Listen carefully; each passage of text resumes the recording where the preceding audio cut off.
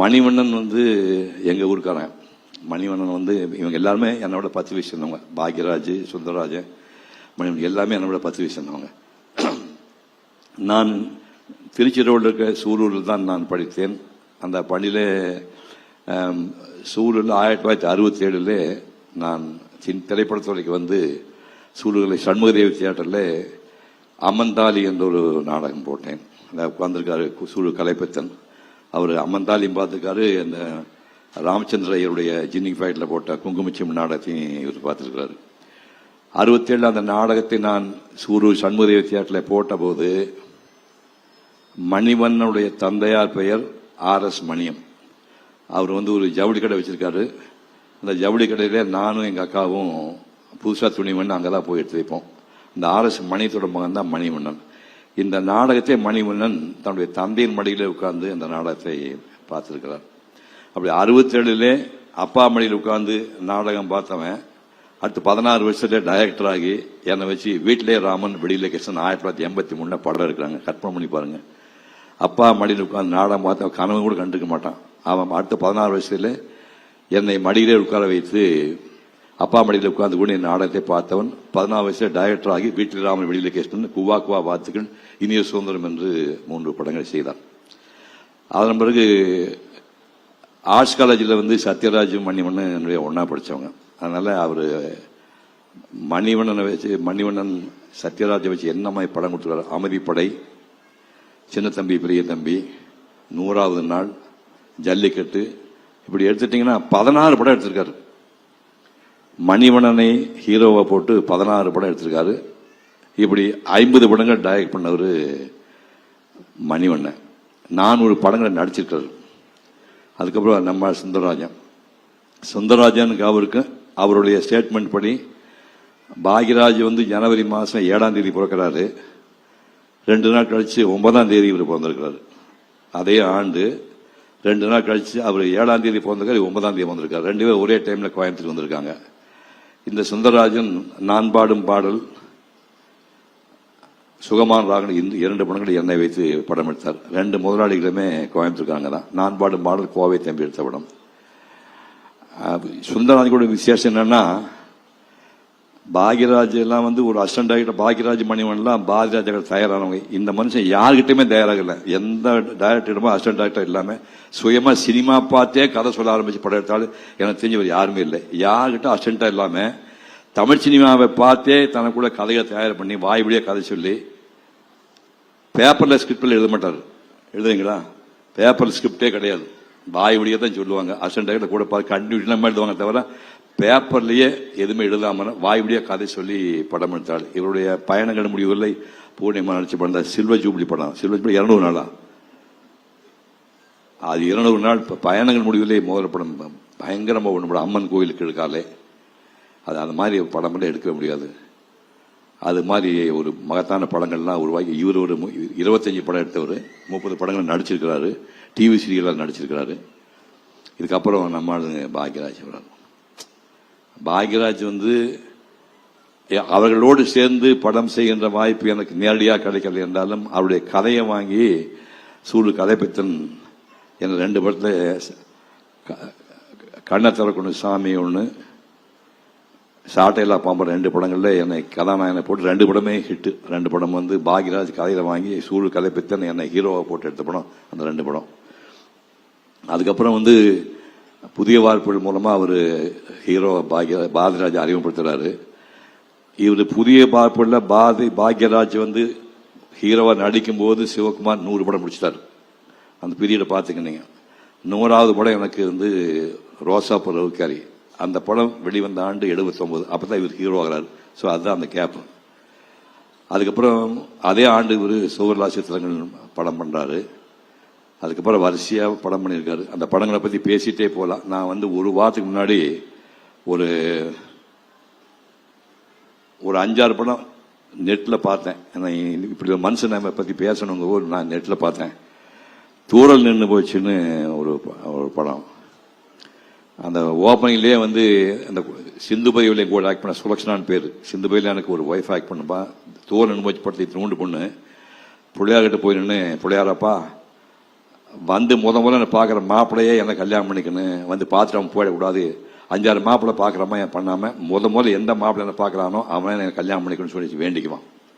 இப்போ பாக்யராஜ் டிராக்டரில் வருவார். டிராக்டரில் வந்து நேராக உள்ளே போவார், பொண்ணை பார்ப்பார், பொண்ணு பிடிச்சி போகும். இந்த கல்யாணத்துக்கு தேதி வைக்கல, பையனுக்கு பொண்ணை பிடிச்சி போச்சு, பொண்ணுக்கு பையனை பிடிச்சி போகுது. கல்யாண தேதி வைக்கிறதுக்குள்ள 2 பேர் திருட்டுத்தனமாக மீட் பண்ண ஆரம்பிக்கிறாங்க. அவர் இதே வெள்ளாங்கோயில் பக்கம் ஊர், இந்த ஊருக்கு திருட்டுத்தனமாக அவர் சைக்கிளில் வருவார், இந்த பொண்ணு மீட் பண்ணும், தண்ணி கொடுத்துட்டு போய் மீட் பண்ணி அந்த நிச்சயதார்த்தம் தேதி முடிவாளுக்குள்ளேயே இவங்க கிட்ட லவ் பயங்கரமாக டெவலப் ஆகி போகும். இப்போ உட்காடுறாங்க, உட்காந்து 2 பக்கம் பேசுகிறாங்க. பேசும்போது செந்தாமரம் வந்து இந்த பொண்ணுக்கு அப்பா, அவர் சம்மந்தம் கேட்குறாங்க. தாராபுரம், அவன் தாராபுரம் டக்குன்னு பேர் ஞாபகம் இல்லை, அவரு என் படத்தில் நடிச்சார். அவர் வந்து பாக்யராஜுக்கு அப்பா நடிப்பார். சிம்பிளாக அவங்க அம்மா சொல்லுவான், 30 சவரன் 30,000 ரூபா பணம் கொடுத்தா ஓகே. நமக்கு அவ்வளோ பணம் இல்லை, ஓகே செந்தாமர்கிட்ட அவ்வளோ பணம் இல்லை, கொஞ்சம் பார்த்து பேசுங்க அப்படிங்கிறான்.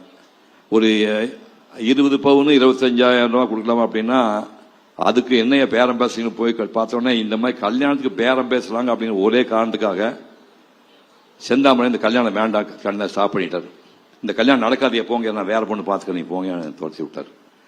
இதுக்கு அப்புறமா இவங்க வந்து கல்யாணம் நிறுத்திட்டா கூட ஏற்கனவே பழகின பாக்யராஜுக்கும் பூர்ணிமாவுக்கு சந்திக்க நிறுத்த முடியல, அப்படி போயிட்டே இருக்கிறாங்க. கல்யாணம் நின்று போனதுக்கு அப்புறம் இந்த சுலக்ஷனாவை திருத்தனமா போய் பாக்யராஜை பார்க்குறதுங்க ஒரே காரணத்துக்காக செந்தாமன் தூக்கு போட்டுக்குவார். தூக்கில் தொங்கும் போது நம்பியாருந்து பல பேர் ஏறி வீட்டு மேலே ஏறி குதிச்சு இவர் காப்பாற்றிடுவாங்க. ஒரு வார்த்தை பொண்டாடி கேட்பாரு, வாசத்தாண்டி தான் போனாலா இல்லை வைத்தியர் ரொப்பிட்டு வந்துடலாம் கேட்டு சொல்லுங்க அப்படிங்கும்போது, அப்பா சத்தியமாக எல்லாம் பண்ணலப்பான்னு சொல்லி ஒரு தீக்கொட்டியை வந்து ஒரு மரத்தில் மரக்கட்டை ஃபுல்லாக தீயை வச்சு நெருப்பு எரிஞ்சிட்டு இருக்கு. அந்த நெருப்பு மேலே அந்த பொண்ணு சுலக்ஷனா ஏறி நின்று இந்த கால் வெந்து போகும். வெந்து போய் சத்தியமாக பண்ணப்பா சத்தியம் பண்ண சொல்லிட்டு நெருப்பு மேலே ஏறி நிற்கும். இந்த சீனெல்லாம் நீங்கள் சினிமாவில் பார்க்கவே முடியாது. அதுக்கு போய் இவர் அந்த பொண்ணை கட்டி எழுதுவார், இருந்தாலும் விழா பண்ணி நிற்குவார். ஆனால் பாக்யராஜுக்கு அந்த பொண்ணை மறக்க முடியல. அவர் என்ன பண்ணுறாரு, தினமும் வந்து தூரத்தில் பார்ப்பாரு, ஆனால் பொண்ணு பேச விட மாட்டாங்க. ஒரே எங்கள் அப்பா சம்மதிக்காமல் இந்த கல்யாணத்துக்கு பண்ண மாட்டாங்கன்னு மட்டும் தெளிவாக அந்த பொண்ணு சொல்லிகிட்டே இருக்கிறான். நம்பியார் வந்து பெரியப்பா முறையாது. அந்த நம்பியார் வந்து நான் பார்த்துக்கணும் சொல்லி பாக்யராஜ் கொண்டு தன்னுடைய வீட்டிலேயே தங்க வச்சு திரும்ப ஃபைட் பண்ணி கன்வின்ஸ் பண்ணி கடைசியில் பிடிவாதம் பிடிச்ச செந்தாமரையை இந்த கல்யாணத்துக்கு சம்மதிக்க வச்சு அந்த கல்யாணத்தை பண்ணுறாங்க. அதுதான் அந்த முதல் படம் தூரல் நின்று போச்சு. அப்புறம் முந்தானை முடிச்சு போய் தான் நான் பாக்யராஜ் இருக்கிறது போது அந்த நிகழ்ச்சியில் பேசினேன். அதாவது ஒரு பள்ளிக்கூடத்து வாத்தியார் ஒரு ஒரு 5-6 மாதம் குழந்தை கையில், ஒரு 5-6 மாதம் குழந்தை கையில் இருக்குது. அந்த குழந்தைய பஸ்ஸில் இறங்குறாரு. பஸ்ஸில் இறங்கும் போதே அந்த குழந்தை வந்து 2க்கு போயிடுச்சு. 2க்கு போய் இப்போ தையில் தூக்கிட்டு வராது, வெளிக்கு போய் அதில் கழுவுற அப்படி தொங்கிட்டு இருக்கு. அதோட கீழே இறங்கி வருவார். ரோட்டை போகிறவங்க தண்ணி ஊற்றுவாங்க ஒரு அம்மா, அப்படி தான் அறிமுகப்படுத்துவார். அப்படி வந்து சம்சாரத்தை இழந்து ஒரு கிராமத்துக்கு கை குழந்தையோட வந்தாரு. அந்த ஒரு வாத்தியாரா இருக்கிறான். வாத்தியார் வந்து கிளாஸ் நடத்தும் போது தொட்டில் கூட குழந்தை ஆட்டி விட்டு ஒரு கிளாஸ் நடத்திட்டு இருப்பாரு. ஒரு நாள் ஏன்டா நீ ஹோம்ஒர்க் பண்ண ஒரு பையனை கேட்ட உடனே, இல்லைங்க அது எங்க சித்தியை அடிச்சிட்டாங்க அப்படின்னு கை காட்டா கையில ரத்தக்கரை இருக்கும். கையில ரத்தக்கரை இருக்கும். பார்த்த உடனே பாக்யராஜ் தோணுது, அப்ப நாம கல்யாணம் பண்ணி நமக்கு இன்னொருத்தி சம்சாரம் வந்தான்னா சித்தி வந்து இந்த குழந்தைய கொடுமைப்படுத்துவான்னு சொல்லி கல்யாணமே வேண்டான்னு ஒரு மனசுல முடிவு பண்ணிக்கிறாரு. ஆனா அந்த ஊர்ல வந்து ஊர்வசி வந்து சின்ன பொண்ணா முதல்ல அறிமுகம் அந்த படத்துல ஊர்வசி மாங்கு லவ் பண்ணுது. இவருக்காக ஊரையே கொடுக்கிறான்னு சொல்லி இவர் பிடிவாதம் படுவே பண்ணுவார். படம் முடியும் போது எல்லா சித்தியும் கொடுமைப்படுத்த மாட்டாங்க அப்படின்னு தெரிஞ்சதுக்கு அப்புறமா அந்த பொண்ணை ஊர்வசியை கல்யாணம் பண்ணிக்குவார். இது வந்து முந்தானை முடிச்சு. அந்த 7 நாட்கள் வந்து ரொம்ப வித்தியாசமான படம்.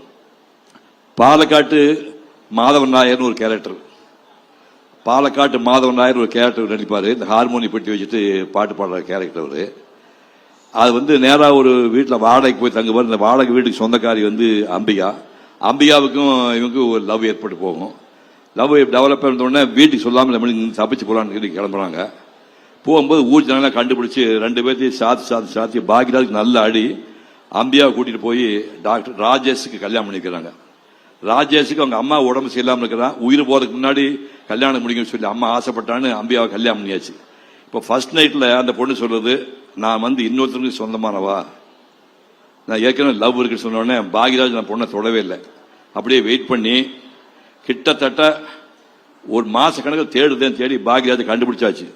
கண்டுபிடிச்சிட்டு இந்தாப்பா உன் காதலை கூட்டிட்டு போகும்போது, சரிங்க நான் கூட்டிட்டு போறேன், அந்த பொண்ணு கழுத்தை போட்டு தாலியை கட்ட சொல்லுங்க அப்படின்னா. தாலியை கட்ட சொன்னோடனே அம்பிகை வந்து நடுங்கிடுவா. தாலியா, உயிரே போன தாலியை கட்ட மாட்டேன், தள்ளி காட்ட மாட்டான். இப்ப பாக்யராஜ் சொல்லுவாரு, என்னுடைய காதலி உங்களுக்கு மனைவி இருக்கலாம், உங்க மனைவி எனக்கு காதலியாக முடியாது. தாலியினுடைய பெருமையை சொல்லக்கூடிய படம் அந்த 7 நாட்கள். அப்புறம் ஒருகை ஓசை படம். ஒருகை ஓசை வந்து எல்லாமே காமெடியா இருக்கு. அங்க வடநாட்டு வந்து ராஜ் கபூர் அப்படி எடுப்பார். ராஜ் கபூர் வந்து கதாநாயகன் ஏமாளியாகவும் அப்பாவியாவும் எடுப்பாரு. ராஜ் கபூர் வந்து எல்லாம் தெரிந்தவன் அப்படின்னு தன்னோட ஹீரோ காட்டவே மாட்டார். அதே பேட்டர்ன்ல பாக்யராஜ் எந்த படத்தையும் தன்னை அறிவாளியாக காட்ட மாட்டார். தன்னை முட்டாள் மாதிரி, ஏமாளி மாதிரி, பரிதாபத்துக்கு மாதிரி காட்டுவார். எல்லா படத்தையும் அப்படித்தான் இருக்கும். இதுல வந்து ஒருகை ஓசையில ஊமை, அதாவது பிறவி ஊமை கிடையாது, பேசுவார் ஆளு. படம் ஓபன் பண்ணும்போது தண்டவாளத்தில் வந்து தலையை கொடுப்பார் செத்து போயிருக்காங்க. தண்டவாளத்தில் தலை சுட்ட உடனே பனியனை கட்டி சாவடே சௌரியமா சாகலாமான்னு தண்டவாளத்தை வச்சு தலையை வச்சு பார்ப்பார். தலையை வச்சு ரயில் சத்தம் கேட்கு, ரயில் வருது தலைமை ஏற போகுதுன்னு பார்த்தா அது அடுத்த ட்ராக்கில் போயிடும். ஸோ இவர் மேலே ஏறாது. அதுக்கப்புறம் தற்கொலை பண்ணிக்கலாம்னு காற்றை தூக்கி போட்டு ஒரு மரத்தை குதிப்பார். குதிச்சா அது சின்ன கிளை, அந்த கிளை உடஞ்சி விழுந்துடும். இல்லை இன்னொரு வித்தியாசமா சாலான்னு முடிவு பண்ணி, இந்த ஆளுக்கு நீச்சல் தெரியாது, இவ்வளவு பெரிய கல் எடுத்து இடுப்புல கட்டிட்டு குதிச்சோம்னா கண்டிப்பா கல்லு உள்ள கொண்டு போயிட்டு செத்து போயிடும். குதிச்சோம்னா அந்த கிணத்துக்குள்ள 3 அடி தான் தண்ணி இருக்கும். இவ்வளவுதான் தண்ணி இருக்கும். ஸோ அங்கேயும் சாக முடியல. இப்படி பைத்தியகாரத்தனமா சூசைட் பண்ற பார்த்து அந்த ஊருக்கு ஒரு டீச்சர்மா வராங்க. அந்த அம்மா அஸ்வினின்னு ஒரு நடிகை அந்த ரோல் பண்ணாங்க.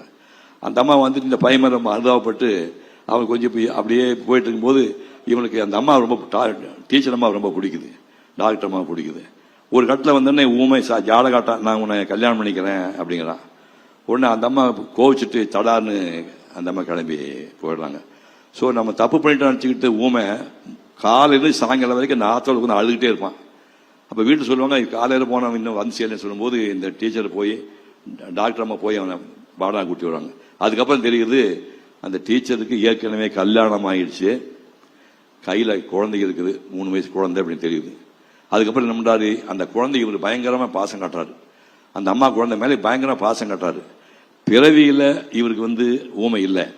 4 வயசு இருக்கும்போது இவங்க அம்மா வந்து ஆத்தண்ணியில மூழ்குது. ஒரு 4 வயசு பையன் பார்த்துட்டு இருக்கிறான். பார்த்துக்கும் போது அம்மா தண்ணி கூட போறா தண்ணி கூட போயிடுச்சு. அம்மா அப்படி கத்தும் போது இவர் ஊமை ஆயிட்டாரு. ஸோ இந்த அதிர்ச்சியில ஊமையானவர் இப்போ இதே பொண்ணு, இந்த அஸ்வினி பொண்ணு தண்ணி கூட வந்துட்டே இருக்கும்.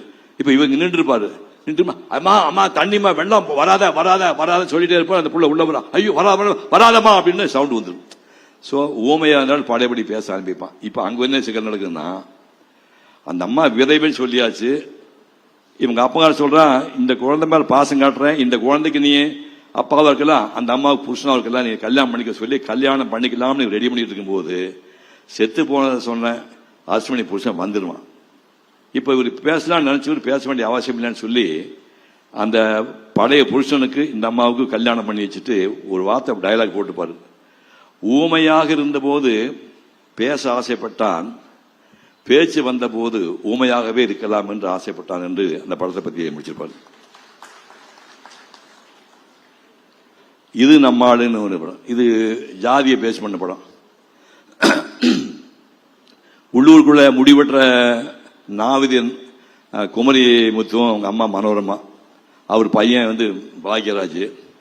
இவர் என்ன பண்ணுவாரு, அம்மாவுக்கு கண்பார் ஒன்றும் ஒரு ஆபரேஷன் பண்ண, ஆபரேஷன் கூட 10,000 பணம் வேணும், முடிவெட்டவன் 10,000 சம்பாதிக்க முடியுமா, வேற வழி இல்லாமல் இவர் பட்டணத்துக்கு போறாரு. போயிட்டு ஒரு கட்டத்தில் ஒரு பிராமணரா வேஷம் போட்டுக்கிறாரு. பிராமணரா வேஷம்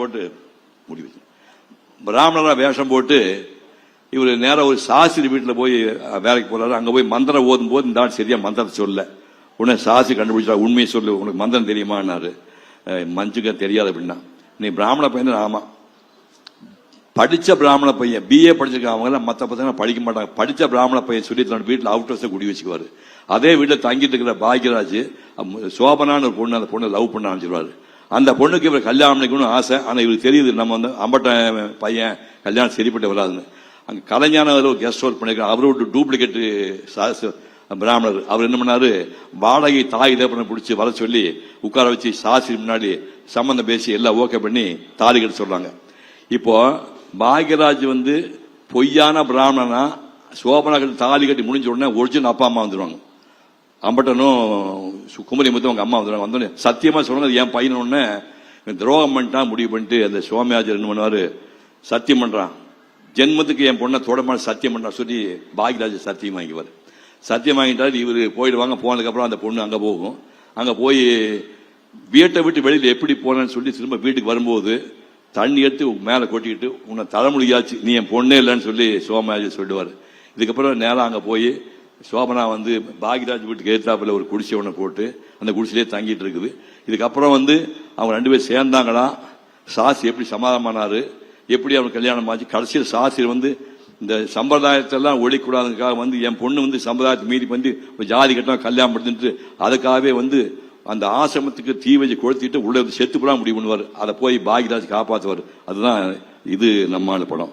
அப்புறம் டார்லிங் டார்லிங் டார்லிங் டார்லிங் தான் அந்த பாப்பா உட்காந்துருக்கேன் 2 தடவை பார்த்தம்மா, உனக்காகவே 2 தடவை பார்த்தம்மா.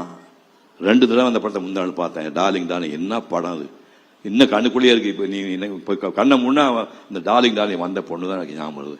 அந்த படத்தில் அந்த ஸ்கிரீன் பேடும் அந்த பர்ஃபார்மன்ஸு ஒரு அப்பாவினா சத்தியமா பிறவிலேயே இருந்தாலும் அப்பாவி நினைக்க மாதிரி இருக்குங்க. இதெல்லாம் எப்படிங்க ஒரு பையன் வந்து 27 வயசு 28 வயசுல அவரே கிரியேட் பண்ணி அவரே நடிச்சு அவரே டைரக்ட் பண்ணி கற்பனை பண்ணி நினைச்சு பாருங்க. ஊட்டியில் ஒரு எஸ்டேட்டு வாட்ச்மேன் வந்து கல்லாப்பட்டி சிங்காரம், அவருக்கு இந்திராணின்னு ஒரு குட்டி பாப்பா இந்திரான்னு ஒரு பொண்ணு, பாக்யராஜ் ஒரு பையன். இந்த பாக்யராஜ் 7 வயசு 10 வயசு இருக்கும்போது பூர்ணிமாவும் 10 வயசு பொண்ணும் இவங்க 2 பேரும் கான்வென்ட்ல படிக்கிறாங்க. கான்வென்ட் படிக்கும்போது அவ்வளவு நெருக்கமா இருப்பாங்க. ஜோடினா அப்பவே தெரியும். கிளாஸ்ல பாட்டு பாடும்போது பிரேயர் பாடும்போது எல்லாமே 2 பேரும் ஒன்னா தான் பாடுவாங்க. அப்படி நெருக்கமா 2 பேர் இருப்பாங்க. அப்படி இருந்து இப்ப அந்த பொண்ணு அமெரிக்காவில் படிக்க போயிடுச்சு. இவன் ஆஃப்டர் ஆல் என்ன வாட்ச்மேன் பையன் பண்ணுவான், இங்க ஊர்ல தான் இருக்கிறான். ஆனா இவர் எப்படியா ஒரு ஸ்டேஜ் என்னாச்சுன்னா மைண்ட்ல வந்து பூர்ணிமா நம்ம லவ் பண்ணும் அப்படிங்கிற மாதிரி மைண்ட்ல டெவலப் ஆகிட்டு 10-12 வருஷம் ஆகி போச்சு. மனசுக்குள்ள பூரா நம்ம லவ் பண்ணிட்டு நினைச்சிட்டு இன்னைக்கு ரயில் வர்றாங்க, நீ போய் ரிசீவ் பண்றா அப்படின்னோடனே பாக்யராஜ் போய் ரிசீவ் பண்ண ரயில்வே ஸ்டேஷன் போவாரு. பூர்ணிமாவும் தோழிகள் 10 பேர் கீழே வருவாங்க. வந்தோடனே ஆய் அப்படின்னா அவரு பாப்பா டே ராஜ் நல்லா இருக்கியா ராஜா அப்படின்னோடனே நல்லா இருக்கா அப்படிமா. அப்படி போட்டு பேசிட்டு இருக்கும்போது நம்ம பழையபடி நம்ம ஃப்ரெண்டாக தான் இருப்பான்னு நினச்சி பார்த்தா வரும்போது பொட்டி தூக்கிட்டு வரேன்ட்டான். பொட்டியை படிக்க தூக்கிட்டு வரேன். அதாவது என்னன்னு கேட்டா பூர்ணிமா வந்து 10 வயசு பொண்ணா இருக்கும்போது நாய்க்குட்டி வளர்த்தாங்களாமா. அந்த நாய்க்குட்டி செத்து போச்சாமா. அதுக்கு ஒரு சமாதி கட்டி கல்லறை கட்டி அந்த கல்லறைக்கு தினமும் கொண்டு பாக்யராஜ் இந்த அம்மா நினைப்பட வந்து 10 வருஷமா வந்து பூ வச்சிருக்காங்க சார். நினைச்சு பாருங்க. ஸோ இந்த மாதிரி மண்டி போட்டு பூ வச்சுட்டு முட்டா பயிர் அப்படின்னு போயிடுவாங்க. இப்படி இவங்க போறாங்க. போனதுக்கப்புறம் அந்த பக்கம் என்ன ஆயிடுச்சு, கல்லாப்பட்டி சிங்காரமும் இந்திரா பூர்ணிமா வந்து எங்க அண்ணன் லவ் பண்ணு மனசுக்குள்ள டெவலப் பண்ணிப்பாங்க. பட் ஒரு நாள் தனியாக கூப்பிட்டு வண்டி வர சொல்லி முட்டாளா இருக்க நீ சின்ன வயசுல வந்து நம்ம பழகிருப்போம், நான் என்ன மறக்கவே மாட்டேன் சொல்லி பார்த்தா கணக்காடாது. அன்பு பாசம் வேற, காதல்ன்றது வேறு. முட்டாள்தமா நினைச்சிருக்கேன். நான் வந்து இப்ப நான் உனக்கு காதலிக்கவே முடியாது, சான்ஸும் இல்லை சொல்லிட்டு ஏற்கனவே நிச்சயார்த்தம் பண்ணியாச்சு. சுமன் ஒருத்தர் கல்யாணம் பண்ணிக்கு போறேன். முட்டாள் திட்டிட்டு போயிடுவாங்க. ஆனா இவர் வந்து என்னால மறக்க முடியலமா அப்படிம்பாரு. சுமன் போய் இவர் ரிசீவ் பண்ணுவாரு. சுமன் அட்ராசிட்டிஸ் உள்ள ஒரு கேரக்டர் ஒன்று. அவன் ஃப்ரெண்ட்ஸோட கூட வருவான். வந்த உடனே பாலிஷ் போடுறா அப்படிம்பாரு. பாக்யராஜ் வந்து ஷூக்கு பாலிஷ் போடுறா அப்படிம்பாரு. அந்த கார் தூக்கி வச்சு பாலிஷ் போடும்போது அந்த பாலிஷ் கொஞ்சம் ஸ்லிப் ஆகி போய் அந்த பேண்ட்ல பட்டுச்சு. ஓங்கி ஒரு தட்டு போய் குப்புற விழுந்து இங்கெல்லாம் அந்த பாக்யராஜ் நமக்கே பார்த்தா பாவம் இருக்கு. எழுந்து எனக்கு பாலிஷ் போட தெரியாதுங்க, நீங்க சொன்னீங்க தப்பா போயிடும் இன்சல்ட் பண்ணுவாங்க. இதுக்கப்புறம் 2வது அட்டம்ப்ட்ல அத்தனை பேர் தண்ணி அடிக்க, பாக்யராஜ் தண்ணியே அடிக்க மாட்டாரு. தங்கச்சி கொண்டு விடுவா, அதனால தண்ணியே அடிக்க மாட்டாரு. இப்ப என்ன பண்ணுவாங்க, எல்லா ஃப்ரெண்ட்ஸ் எல்லாம் ஃபுல்லா தண்ணி அடிச்சுட்டு இங்க பூர்ணிமா கூட ஒரு 4 கேர்ள் ஃப்ரெண்ட்ஸ்ல வந்தாங்களே, அவங்க எல்லாம் இருக்காங்களா, இருந்தா யூஸ் பண்ணிக்கலாமான்னு. எவ்வளவு ஈனத்தனமா பாருங்க. சுமனோட ஃப்ரெண்ட்ஸ் கூட 4 பேர் பூர்ணிமாவோட ஃப்ரெண்ட்ஸ் எல்லாம் வந்தாங்களாமா. அந்த ஃப்ரெண்ட்ஸ் கேர்ள்ஸ் இருந்தாங்க, அந்த கேர்ள்ஸ் நம்ம யூஸ் பண்ணிக்கலாம் நைட்ல அனுப்பிட்டாங்களா அப்படி வீல் பண்ணிட்டு பாக்யராஜ் கிட்ட உன் தங்கச்சி இருக்குதா, தங்கச்சிக்கு என்ன வயசு, இந்திரா அது 15 வயசு, அந்த படம் நம்ம யூஸ் பண்ணிக்கலாம். அவ்வளவு ஈனத்தனமா நினைக்கிறாங்க. பண்ணிட்டு டே தண்ணி அடி பேடா கேட்டாங்க. இல்ல எனக்கு பழக்கம் இல்லை, தங்கச்சிக்கு வச்சுக்கணும் குடின்னு சொல்லி கட்டாயப்படுத்தி பாக்யராஜுக்கு தண்ணி அடிக்க சொல்லி தண்ணி அடிச்சோம் சார், நான் தண்ணி அடிச்சா எக்கமா தப்பா பேசினேன் சார் அப்படிமா. நீ பேசாம தண்ணி அடி, நீ எது பேசினா கேட்கறேன்னு சொன்னோன்னே அவர் தண்ணி அடிச்சுட்டு சொல்லுவார், என் காதலி 10-15 வருஷம் லவ் பண்ண காதலி, அதை வந்து உனக்கு நான் தானம் பண்ணிட்டேன் அப்படின்னு ஓப்பனாக அவன் அந்த மேட் சொல்லுவார். சொல்லிட்டு அந்த பக்கம் பூர்ணிமா கூப்பிட்டு தண்ணி அடிக்கல அப்படின்னு. இல்லாமல் நான் தண்ணி அடிக்கல, அவர் கொஞ்சம் லேசாக தான் அடிச்சிருந்தாங்க. பட் அவன் ஃபுல்லாக தண்ணி அடிச்சு வாமிட் பண்ணும்போது பாக்யராஜ் போது அந்த வாமிட் பண்ண கப்பல் பிடிச்சிட்டு போவார். இதெல்லாம் பார்த்தோன்னே 2 பேர் ஒரு ரிசப்ஷன் போவாங்க. ரிசப்ஷன் போனால் திடீர்னு மழை வந்துடும். பாக்யராஜ் வந்து அந்த கார் ரிப்பேர் பண்ணிட்டு இருப்பாரு. இங்கே எங்கே ரொம்ப நேரம் அவன் பக்கத்துல கெஸ்ட் ஹவுஸுக்கு நான் பாமா அங்கே போகலான்னு சொல்லிட்டு சுமன் வந்து இந்த அம்மாவை கூட்டிட்டு அந்த கெஸ்ட் ஹவுஸுக்கு போவான். கெஸ்ட் ஹவுஸுக்கு போய் அங்கே போனோன்னா இது ஈரப்புடவையோட உட்கார்ந்துட்டு இருக்கும். அவன் டக்குன்னு பெட்ஷீட் எடுத்து தலையெல்லாம் தோட்டிட்டு சட்டையெல்லாம் கட்டிட்டான். ஆம்பளை தானே, சட்டை பேல்பாடியோட கட்டிட்டான். இது என்னம்மா அப்படி ஏற்கனவே உட்காரலாம்? இல்லை பரவாயில்ல, வீட்டில் பண்ணிக்கணும், இல்லை சளி பிடிச்சிக்கும், ஜுரம் வந்துரு, இந்த ஜலவாசம் வந்து தயவு செய்து ட்ரெஸ்ஸை மாற்றணும், ஒரு பெட்ஷீட் கொடுப்பாரு. இந்த அம்மா அதை எடுத்துட்டு ரூம் கூட போய் கதவை சாத்தினோடனே கல்யாணம் பண்ணிக்கு போறவன் ஈனத்தனமா அந்த சாவி துவாத்த வழியே இந்த பொம்பளை வந்து நிர்வாண மகள் பார்க்கணும் ஆசைப்படுறான். டக்குன்னு இந்த அம்மா புரிஞ்சு போய் வெளியே வந்து சில்லற பயலா இருக்கான ஒண்ணுமே சொல்லாம சும்மா நேரம் வருவாங்க. பாக்யராஜ் வண்டி கிட்ட கார் நின்றுருப்பாரு. மழை பெஞ்சிட்டு இருக்கு. யோ பாயா வீட்டுக்கு போலாம் அப்படிம்பாங்க. அம்மா அது ரொம்ப தூரமாச்சம்மா அப்படின்ட்டு வாட்ச்மேன் சைக்கிள் இருக்குது வாங்கிட்டு போய் சைக்கிள்ல டபுள் ஸ்போர்ட் கொண்டு போவாங்க. டபுள் ஸ்போர்ட் கொண்டு போய் திடீர்னு சேரி வந்து மாட்டி சட்டாடான்னு கீழே விழுந்துருவாங்க. இப்ப அந்த அம்மா வெறும் ஜாக்கெட்டோட இருக்குது, சேரி எல்லாம் சைக்கிள் கொடுக்கு கழட்ட முடியல. வேற வழி இல்லாம இந்த அம்மா மயக்கம் போட்டப்பா தூக்கி தோல்ல போட்டுட்டு வீட்டு வரைக்கும் தோல்ல போட்டு போய் இறக்கி போட்டு இந்த அம்மாவுக்கு காலுக்கு வந்து யூக்லிப்டஸ் ஆயில் விஷயம் மசாஜ் பண்ணுவார் பாக்யராஜ். அவன் தங்கச்சி வந்து தர முடியாது தோட்டி விடும். இப்படி இருக்கும்போது இந்த மறுநாள் சொல்லுவாங்க, தொடர்ந்து நம்ம சிவகுமார் மாதிரி டைரி எழுதுற பழக்கம். டைரியில ஒவ்வொரு நாளும் வந்து பாக்யராஜ் எப்படி முதல்ல பிஹேவ் பண்ணா, எப்படி அவன் மேல பாசம் வச்சிருந்தான், சுமன் எப்படிப்பட்ட ஆளு, எவ்வளவு அயோக்கியத்தனம் பண்றான், எவ்வளவு ஈனப்பிறவின்னு டைரி எழுதிட்டே வர்றாங்க. இப்ப கடைசியில என்ன ஆகி போச்சு, இவன் இவ்வளவு நேர்மையான ஆள் உடனே எழுதி கூட்டி போய் டே நான் உன்னை லவ் பண்றேன்டா, அவனை கல்யாணம் பண்ணிக்கிறேன் அப்படிம்பாங்க. இப்ப அவங்க வீட்டுல அவங்க அப்பா அவங்க கல்லா படிச்சிங்க தங்கச்சி அளவெல்லாம் சந்தோஷம். இதை விட சந்தோஷமா செய்தியில் கொண்டாடி இருக்கும் போது அங்க கிளைமாக்ஸ், ஆன்டி கிளைமாக்ஸ். நான் ஊருக்கு போறேன், அங்கே எங்க அப்பாட்ட போய் பேசி நான் வந்து ஓகே பண்ணிட்டு வரேன்ட்டு இந்த அம்மா நேராக மெட்ராஸ் கிளம்பி போவாங்க. அங்கதான் ஆன்டி கிளைமாக்ஸ். அங்க போனா சிட் ஃபண்ட் நடத்துறாரு செந்தாமரதே உங்க அப்பா. அவர் சிட் ஃபண்ட் நடத்திட்டு இருக்காரு. சிட் ஃபண்ட் நடத்திட்டு என்ன போய் திவால் ஆகி போய் பணம் போட்டவெல்லாம் செந்தாமை போட்டு சாத்துறாங்க. ஒரு 50 பேர் சேர்ந்து ஒரு ஆள் அடிச்சு என்ன சட்டையெல்லாம் கிழிஞ்சு போய் இந்த அம்மா போய் அப்பா அப்பாங்க இந்த அம்மா தள்ளி விட்டுட்டா எடிக்கிறாங்க, அடி அடிக்கிறாங்க. அப்பா தான் வி கோபாலகிருஷ்ணன் வந்து சுமனோட அப்பா, இவருக்கு க்ளோஸ் ஃப்ரெண்டு. அவன் பெரிய கோடீஸ்வரன். நிறுத்துங்க சொல்லிட்டு வீட்டில் ஆள் அனுப்பி செக்ரட்டரி அனுப்பி இவ்வளவு பெரிய பெட்டியில் நிறைய லட்சங்களை பணம் கொண்டாந்து யாராக செட்டில் பண்ண எல்லாருக்கும் செட்டில் பண்ணி இந்த 50,000 5,000 எல்லாம் செட்டில் பண்ணி எல்லாம் செட்டில் பண்ணி கடன் எல்லாம் அடைக்கிறாரு. அடைச்ச உடனே செந்தாமன் நடுங்கி போறாரு, நீ இல்லைன்னா நான் செத்தே போயிருப்பேன்டா அப்படின்னு. இதையெல்லாம் அந்த அம்மா பாக்குறாங்க. பார்த்த உடனே வந்து நம்ம பாக்யராஜா கல்யாணம் பண்ண முடிவு பண்ணிட்டோம். சுமன் ஈன பையன் தெரிஞ்சு போச்சு. இப்ப சுமனோட அப்பா தான் எங்க அப்பாவை காப்பாத்துக்காரு. எங்க அப்பா மானத்தை காப்பாற்றுறதுக்கு நன்றி செய்யணும்னா நான் வேற வழியே இல்லை, நான் சுமன் தான் கல்யாணம் பண்ணணும் அப்படிங்கும்போது தவிக்குது. பாக்யராஜ் வந்து அவர் சொல்லாம மன்னிச்சுக்கப்பா, அப்பா நிலைமை எப்படி ஆகி வச்சு பாரு, நான் உன்னை தான் கல்யாணம் பண்ண நினைச்சேன், ஆனா எங்க அப்பா மானத்தை காப்பாத்திருக்கேன் அவங்க அப்பா, நான் வேற வழியில சுமனை கல்யாணம் பண்ணிக்கணும் தவிச்சிட்டு இருக்கு. அன்னைக்கு என்ன பண்ண ரூம்குள்ள உட்காந்துட்டு அப்படியே அழுதுட்டே இருக்கு. 10 மணிக்கு நைட்டு உட்கார்ந்த பொண்ணு அப்படி வெளியே வரைக்கும் 5 மணி வரைக்கும் வந்து அழுதுட்டே இருக்குது. இந்த அப்படியே நேரம் வந்து வி கோபாலகிருஷ்ணனுடைய பாப்பாரு, இந்த பொண்ணு ஏன்டா அழுதுட்டு மறுநாள் போய் இந்த டைரி எடுத்து படிச்சா டைரியில எல்லாம் தெரியுது.